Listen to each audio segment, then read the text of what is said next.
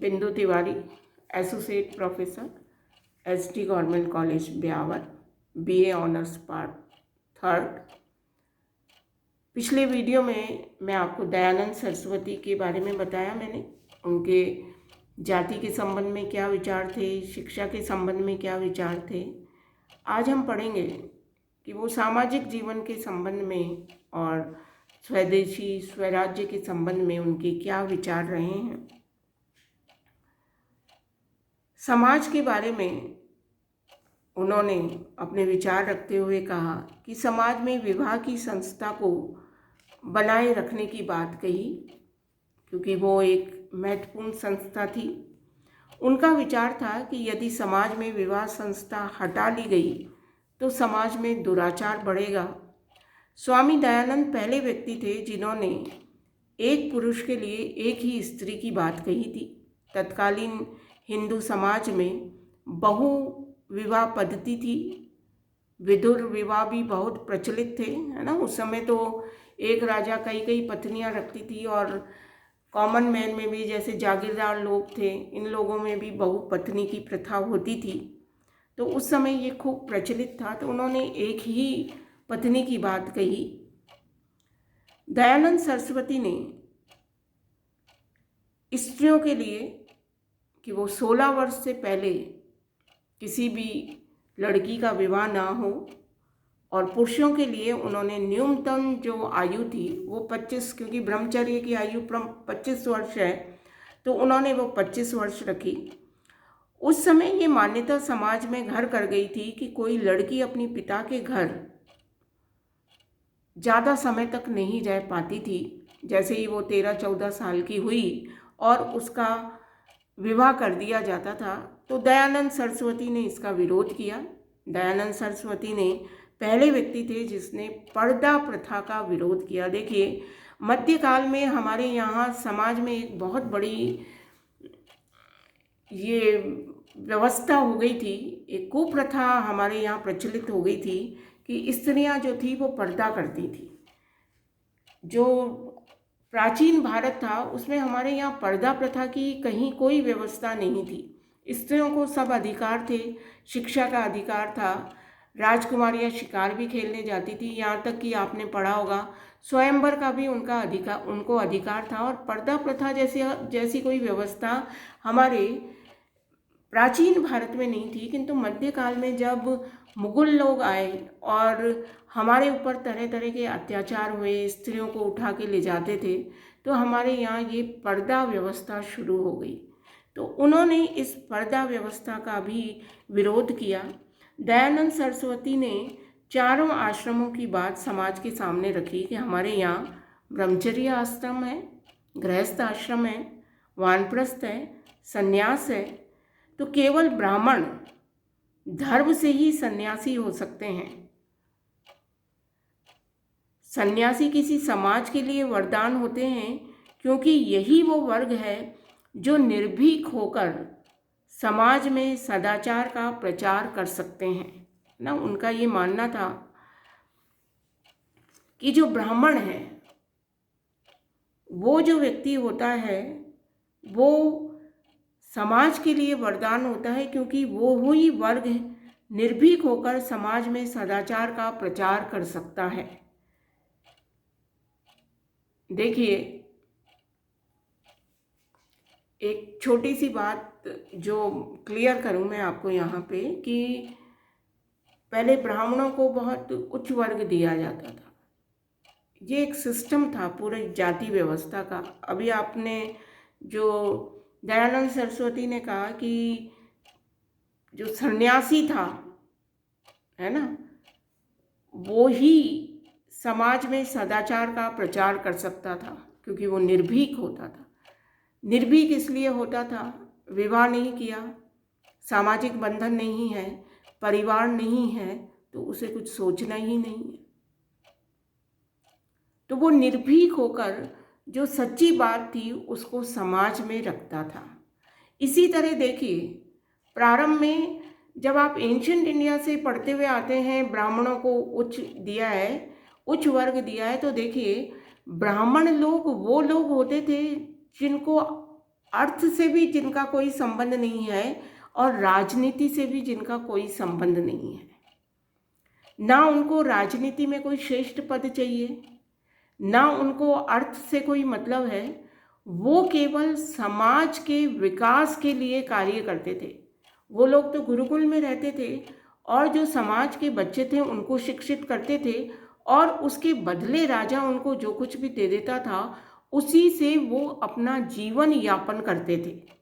ना तो वो राजनीति में हस्तक्षेप करते थे, ना राजनीति में उच्च पद के आकांक्षी थे, और ना ही वो धन की प्राप्ति के लिए किसी भी प्रकार का कोई यत्न प्रयत्न करते थे। इसलिए क्योंकि ब्राह्मण समाज के लिए ये त्याग करता था, इसलिए उसको उच्च कहा गया था। जातिगत नहीं था, उसमें ये योग्यता थी कि वो पढ़ाता था, शस्त्र विद्या सिखाता था, शास्त्र विद्या सिखाता था। तो अपनी योग्यता से, और सबसे बड़ी बात है अपने त्याग से, उसने राजनीतिक त्याग कर दिया, उसने आर्थिक त्याग कर दिया, और बिल्कुल दूर रहकर वो समाज के विकास के लिए महत्वपूर्ण कार्य कर रहा था। क्योंकि वो जिन बच्चों को तैयार करता था वही बच्चे उस राज्य और राष्ट्र के भविष्य थे। अगर राजा का पुत्र वहाँ है और वो सुशिक्षित हो रहा है, वहाँ पर मंत्री का पुत्र है वो सुशिक्षित हो रहा है, वो सच्चाई और ईमानदारी उस गुरु से सीख रहा है, तो निश्चित रूप से वो राज्य उन्नति ही करेगा। इसीलिए क्योंकि त्याग के माध्यम से वो समाज के लिए कल्याणकारी कार्य करते थे, इसलिए उनको श्रेष्ठ बनाया गया था। वो निर्भीक होकर, क्योंकि ना उनको पद की लालसा है ना धन की लालसा है।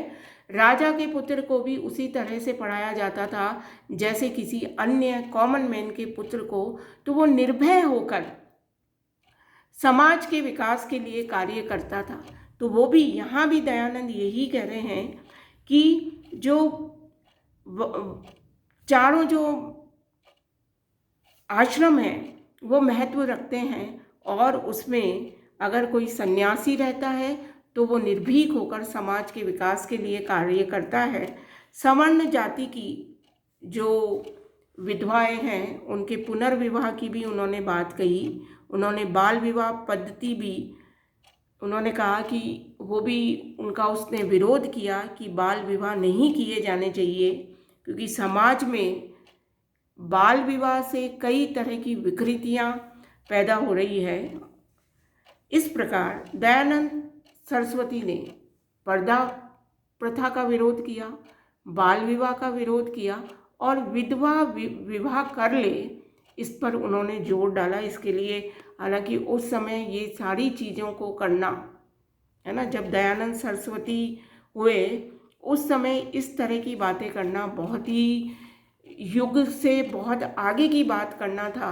उनके लिए कई उनको विरोधों का सामना करना पड़ा था, क्योंकि उस समय छोटी छोटी बच्चियों का विवाह कर देते थे, बहु पत्नी प्रथा प्रचलित थी, पर्दा तो जबरदस्त रूप से प्रचलित था, स्त्रियों को कोई शिक्षा का अधिकार नहीं था। तो उस समय इस प्रकार के समाज सुधार की बात करना बहुत आगे की बात सोचना था, किंतु वो डरे नहीं और उन्होंने इन सब का विरोध किया और समाज का जो नैतिक स्तर था उसको ऊंच उठाने के लिए और उसे शिक्षित बनाने के लिए उन्होंने प्रयास किया। नेक्स्ट देखिए स्वदेशी के बारे में उनके क्या विचार हैं। दयानंद सरस्वती पहले व्यक्ति थे जिन्होंने स्वदेशी की बात चलाई। मैंने आपको पहले जब हम पढ़ रहे थे मैंने बताया कि वो व्यक्ति ऐसे उन्होंने अपने विचार के माध्यम से ये रखा कि जब कोई विदेशी आ जाता है, विदेशी शासन होता है, तो आपके यहाँ उन्नति संभव नहीं है। क्योंकि उन्नति कैसे होगी, विदेशी शासन अपने हित में सोचेगा, वो हमारे हित में सोच ही नहीं सकता, है ना। वो पहले अपना हित साधेगा, उसके बाद आपके बारे में सोचेगा, और हमारे साथ यही हुआ। तो दयानंद सरस्वती ने स्वदेशी की बात कही। भारतीयों को पाश्चात्य रंग में रंगा देखकर, है ना, वो जैसे कपड़े अंग्रेज पहनते थे हमने वैसे कपड़े पहनना शुरू कर दिया, जैसा भोजन वो करते थे वैसा भोजन करना शुरू कर दिया। स्वामी जी का कहना ये था कि देश में बनी चीज़ों का हमें प्रयोग करना चाहिए। महाराजा वो जब एक बार जोधपुर गए तो जोधपुर के महाराजा ने उनके कहने पर अपने यहाँ स्वदेशी वस्त्रों का पहनना कर्मचारियों के लिए अनिवार्य कर दिया। बंग भंग के आंदोलन से ये बातें करीब 50 वर्ष पहले कही गई थी, है ना। जब पार्टीशन ऑफ बंगाल हुआ तो हमारे यहाँ स्वदेशी और बहिष्कार आंदोलन चला था, तो उससे कई साल पहले 50 साल पहले उन्होंने स्वदेशी की बात कही, क्योंकि आपको अपने देश और अपने आप पर गर्व होना चाहिए। वो चीज़ अगर आप में है ही नहीं तो फिर हम अपनी देश की उन्नति के बारे में तो सोच भी नहीं सकते हैं। अभी भी बहुत सारी हमारे राष्ट्र में समस्याएं हैं। उस समस्याओं की वजह यही है कि हम देश को गौण समझते हैं। हमारे लिए जब देश इम्पोर्टेंट हो जाएगा तो हमारे यहाँ से सारी समस्याएं स्वतः ही समाप्त हो जाएंगी। हम ये सोचते हैं हम जो कर रहे हैं वो सही है, हम अपने हित को साध लेते हैं, हम देश के बारे में नहीं सोचते हैं और उसी से देश में समस्याएं उत्पन्न होती हैं। क्योंकि अगर देश ही नहीं रहेगा तो हम कहाँ रहेंगे। ये बात अगर हर व्यक्ति सोच ले तो वो सारी चीज़ें जो घटित होती हैं वो स्वतः ही बंद हो जाएंगी। सब में एक राष्ट्र हित की भावना आए तो देश निरंतर आगे बढ़ेगा। तो स्वदेशी के माध्यम से उन्होंने लोगों में एक अपने राष्ट्र के प्रति, अपने देश के प्रति, है ना, वो गौरव अनुभव करें, ऐसा उन्होंने किया। इसी तरह उन्होंने भाषा में भी कि हिंदी भाषा का लोग प्रयोग करें। इससे ये नहीं है कि अंग्रेजी भाषा भी आप सीखिए पर आप अपनी मातृभाषा को भूल जाएं या उसे हीन समझें, इसका भी उन्होंने विरोध किया।